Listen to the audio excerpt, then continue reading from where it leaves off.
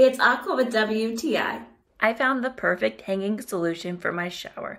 These are the Kitston metal suction cup hooks. These come as a 2-pack and I got them in gold, but it comes in many finishes. This was extremely easy to put together. You simply put the base on the suction cup and then the hook you screw in, and then you want to leave just a little bit of space. And then you place where you would like it in your shower and then just start twisting. You twist, twist, twist, twist until you can't twist anymore. And that really gives it a strong hold. That suction cup is not coming off anytime soon. It seems like in the shower there's never a place to hang a loofah. So this is just perfect, especially for loofahs. That's what I'm using it mostly for. But I also was thinking you could use it for many other things. Maybe you want your hair towel close or a brush.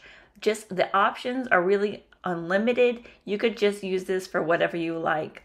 These hooks work on many surfaces: laminate, glass, mirrors, smooth tiles, so any type of non-porous surface. I think these are just really awesome hooks and I highly recommend.